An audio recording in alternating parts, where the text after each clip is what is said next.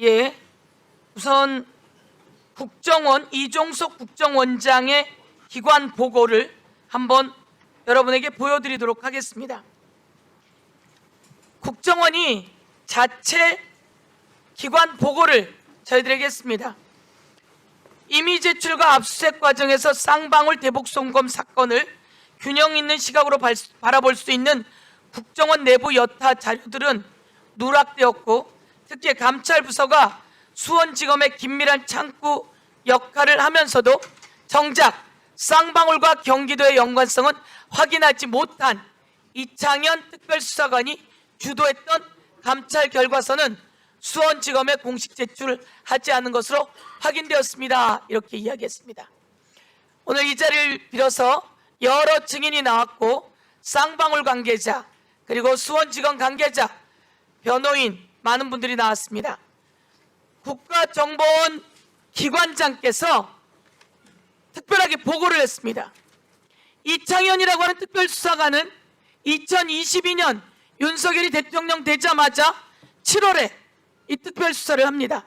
이거는 윤석열 정부의 지시에 의해서 특별수사관이 감찰을 한 겁니다. 감찰을 했더니 쌍방울과 경기도는 아무 관계가 없다라고 하는 자료가 다수 나왔음에도 불구하고 이것을 공식적으로 제출하지 않았습니다. 국정원이 제출하지 않은 겁니다. 그리고 수원지검은 이것을 수사에 적용하지 않은 겁니다. 국정원과 수원지검이 같이 한 몸이 되어서 이 모든 것을 누락시킨 겁니다. 다음 장 보여주세요. 여기서 아까 박용철 증인에 대한 진술에 대해서 정리하겠습니다. 이종석 국가정보원 원장은 2019년 7월 20일부터 24일 리오남은 필리핀이 아닌 제3국에 체류했다, 이렇게 정보를 제공했습니다. 첩보가 아닌 정보입니다. 2019년 7월 24일부터 26일까지 리오남 실명 여권을 사용해 이동했다. 그리고 7월 26일에는 제3국에 체류했다.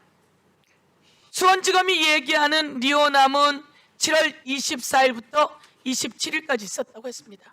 그런데 그 기간에 제3국에 체류한 내용이 나온 겁니다. 이거는 국가정보기관에서 나온 정보입니다. 리오남은 필리핀에 없었습니다. 그럼에도 불구하고 진술밖에 없는, 아무 내용도 없는, 아무 증거도 없는 것을 가지고 리오남이 필리핀에 있었다라고 수사를 조작한 겁니다. 이 수사 조작에 대해서 오늘 국가정보원 원장의 기관 보고를 통해 국민께 알려드립니다. 다음. 그리고 스마트팜 이런 이야기를 했다고 하는데요.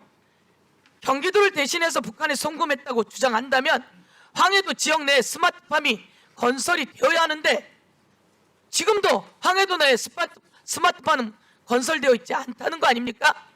이게 국정원장의 공식적인 정보 보고라는 걸 여러분께 알려드리면서, 그동안 이 쌍방울의 주가 조작과 김성태의 여러 가지 문제점, 처음 시작은 변호사 대납으로 시작되었던 것이 별건을 가지고 와서 정적을 제거하기 위한 사냥으로 마무리되었다, 이렇게 말씀드리면서 이것은 국정조사를 통해서 낱낱이 제자리로 가야 된다, 이렇게 말씀드립니다. 오늘 중요한 이야기 하겠습니다. KH그룹 배상윤 회장이 국정조사 증인으로 나오게 되어 있습니다. 띄워주십시오. 배상윤 회장과 제가 나와야 된다라고 했더니 저희들에게 확인서를 보내왔습니다. 김성태 쌍방울 회장과 배상윤 KH그룹 회장 본인이 2019년 북한과 업무 협약을 맺은 것은 사업상의 목적이 있었으며 경기도와는 무관합니다. 이재명 경기도지사는 전혀, 띄워주세요, 전혀 무관한 일이었다고 과거 SBS와 인터뷰한 내용은 모두 사실임을 재확인합니다 라고 이렇게 팩스로 자료가 왔습니다. KH 배상윤 회장의 확인서, 이게 출석을 요구했더니 위원장실로 확인서가 왔고 이와 관련한 주민등록증 사진까지 붙여서 왔다는 말씀을 드립니다. 다시 한번 여러분 누누이 이야기하지 않았습니까? 쌍방울은 경기도와 아무 관계가 없습니다. 쌍방울이 사업상 목적으로 일하게 된 겁니다. 아까 김영남 부장검사가 이야기했듯이 쌍방울의 사업상 투자, 사업상으로 거기에 들어가게 된 거다. 이런 말을 다시 한번 KH 그룹 배상윤 회장의 확인서를 통해 확인합니다. 조경식 증인 잠깐 나와 주시고요. 봉지욱 참고인 질문하도록 하겠습니다. 봉지욱 참고인께서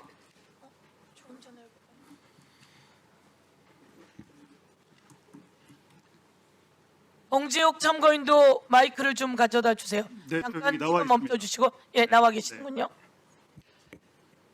봉지욱 참고인께서 리오남이 북경과 보스토크에서 활동을 재개하고 있다던데 봉지욱 기자가 알고 있는 내용이 있으십니까? 네, 지금 최근까지도 이제 리오남 참사라고 이제 부르는데요. 리오남 참사는 최근까지도 북경의 캠핑스키 호텔에서 이제 저희 지자체 관계자가 만났습니다. 지난달에 만났고 올 초 그리고 작년 말에도 저희 대북 사업가들을 계속해서 만나고 있고요. 예, 지금 제가 이제 그래서 물어봤습니다. 저를 만날 수 있는지 인터뷰 요청을 했는데 그것은 평양에 물어보고 답변을 해주겠다 이렇게 받았고, 그러니까 제가 세 군데서 취재원 3명으로부터 이제 크로스 체크를 했고요. 그 부분은 아마 통일부에 접촉 신고가 돼 있을 거기 때문에 그 부분 한번 보시면 되겠습니다. 그리고 제가 이제 그 말 전원이잖아요. 전원을 이제 확인하기 위해서 사진 자료를 받았는데요. 이게 올 초에 여기 좀 이게 확대가 될지 모르겠습니다. 올 초에 이제 리오남 참사의 모습입니다. 실제 모습이고, 모습이고요. 예. 그리고 관련해서 녹음 파일도 있는데 녹음 파일을 재생하게 되면 취재원이 지금 노출이 돼서 그건 재생하지 않겠습니다. 예. 그러니까 결론은 뭐였냐면요. 필리핀에 가지 않았고 그때 당시 내가 필리핀에 가서 그 돈을 받았다면 나는 지금 이 자리에 없다. 북한에선 그렇게 개인 착복을 할 수 없습니다. 800만 달러 중에 700만 달러는 모두 송명철 조선아태 부실장이 영수증을 써줬는데 100만 달러는 영수증이 없죠. 그 비는 100만 달러를 리오남이 받았다고 검찰이 만든 걸로 저는 생각을 합니다. 예, 감사합니다. 네.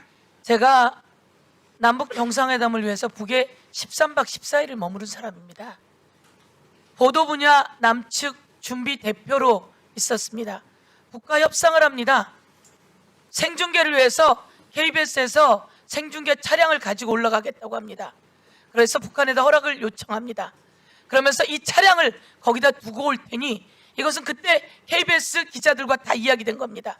올 테니 생중계 차량을 갖고 와서 생중계하게 해달라고. 그래서 우리가 북쪽에 가서 확인하고 와달라고 조선통신 사장에게 이야기합니다.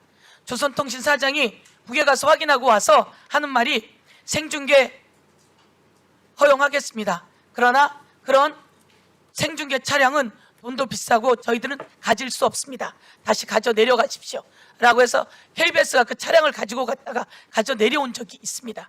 다시 한번 이 말씀을 드리면서 지금 말씀은 리오남은 필리핀에 있지도 않았으며 그런 돈을 받은 적도 없고 그런 돈을 받았다면 지금 그 자리에 있을 수도 없다. 이런 말씀을 들었다는 말씀이신 거죠? 정치 수용소에 갔을 것이다라는 것이고요. 그리고 이제 예. 아까 이 말씀을 제가 좀 드려야 될 것 같아서 아까 이상희 의원께서 2020년 5월에 최백은 TV에 이재명 경기도지사가 나가서 발언한 것을 재생을 하시면서 특별한 협력 이게 쌍방울 아니겠느냐 이런 취지로 말씀하셨는데 대북송금은 2019년 1월부터 2020년 1월까지 한 5차례에 걸쳐서 할부로 돈이 건너갔다는 게 지금 검찰의 공소 사실이고 2020년 1월부터는 쌍방울과 북한의 연락은 완전히 끊겼습니다. 근데 그 영상은 2020년 5월 28일자 영상인데 제가 파악하기로는 당시의 경기도는 여러 루트로 이재명 도지사의 방북을 추진한 건 사실인데 그게 뭐 잘못된 건 아니죠. 근데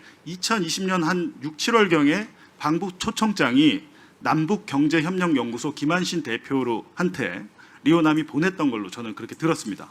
그러니까 그 말은 뭐냐면 특별한 협력이라는 것은 여러 루트로 방북 추진을 했었고 실제로 초청장이 2020년 중반경 6월경에 왔다는 겁니다. 네, 수고하셨습니다. 대북 사업을 가장 많이 한 경기도지사는 김문수입니다. 그리고 대북 사업을 가장 많이 한 사람 중에 또 한 명이 남경필입니다. 경기도지사. 이 말씀을 드리면서 마지막으로 우리 조경식 증인 같은 경우에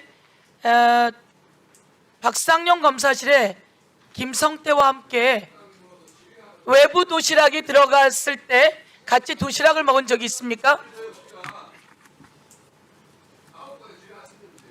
예, 언론 보도에 나온 것을 보고 제가 질의합니다.